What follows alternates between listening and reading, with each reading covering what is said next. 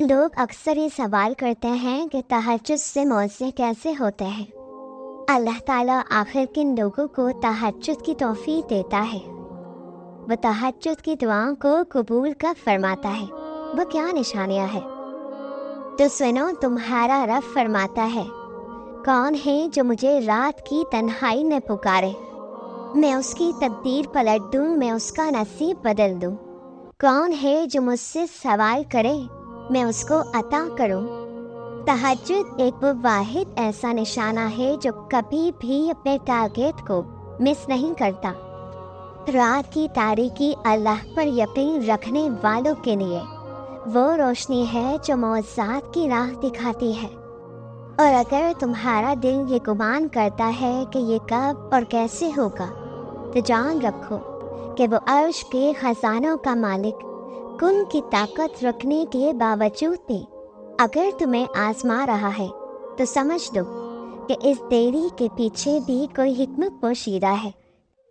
یاد رکھو، بہت سی دعائیں اور اس کے پازیٹیو امپیکٹ ہم جلد بازی میں ضائع کر دیتے ہیں، اور تم یہ نہیں جان پاتے کہ جب دعا فیصلہ کن مراحل میں داخل ہوتی ہے تو وہ تقدیروں کو بھی پلٹا کے رکھ دیتی ہے۔ اللہ فرماتا ہے، دل شکستہ نہ ہو اور نہ ہی غم کرو، کیونکہ یہ وقت تم پر اس لیے لایا گیا کہ تم میں سے سچے مومن کون ہے۔ تو یاد رکھو، جس طرح دل کا خالق دل سے گہرا تعلق ہے، بالکل اسی طرح تہجد کا وقت خالق کائنات سے گہرا تعلق ہے۔ اس وقت وہ رب اپنی رحمت کے ساتھ متوجہ ہو کر تمہیں خود سے قریب کر کے تمہاری فریاد کو بڑی غور سے سنتا ہے، کیونکہ تہجد تو ہے ہی عطاؤں کا دروازہ، تہجد تو ہے ہی ہر مسئلے کا آخری حد اور کن کا آغاز ہے۔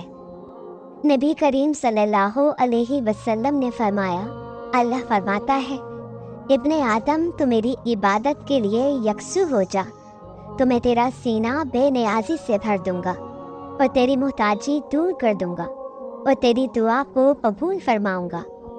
سنو، جب تم دن رات اس پریشانی میں رہتے ہو کہ آخر اللہ میری دعا قبول کب کرے گا، تو سنو، اللہ فرماتا ہے، خود کو ہرگز کمزور نہ پڑنے دو، اللہ ساری باتیں سنتا ہے اور وہ نہایت باخبر ہے۔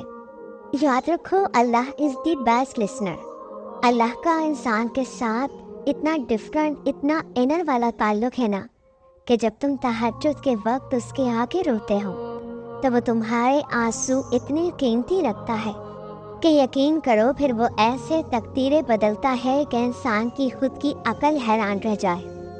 اللہ فرماتا ہے، اور تیرا رب تجھے بھولنے والا نہیں، تمہاری حاجتوں اور تمہاری ضرورتوں کا پورا کرنا، تمہاری قسمت کا بگڑنا اور سنورنا سب اللہ کے اختیار میں ہے، لہٰذا تمہارا اس کے آگے جھکنا اور اس سے مدد طلب کرنا تمہارا عین تقاضا ہے۔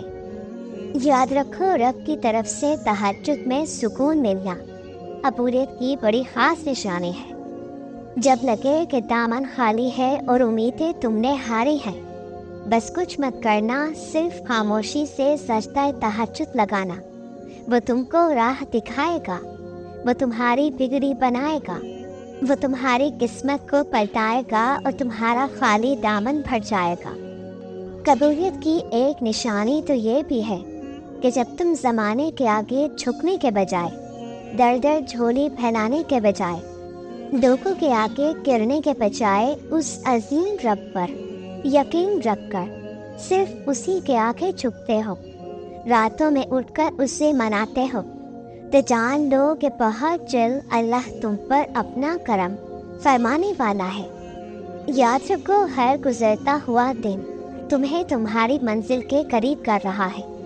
چہچہاتی خوشیوں سے بھرا وہ حسین آنگن تمہارا بھی منتظر ہے، کیونکہ عین ممکن ہے کہ اب یہ طویل آزمائش اختتام پذیر ہونے کو ہو اور تمہاری منزل 2 قدم کے فاصلے پر ہو، اور اس کے کن سے تمہاری خوشیوں کا وہ حسین دروازہ تم پر کھلنے ہی والا ہو، جن خوشیوں کو تم نے تہجد میں سجدہ ریز ہو کر مانگا تھا۔ اللہ تعالیٰ آپ کی مانگی ایک ایک دعا پر اپنا کن فرما دے۔ آمین۔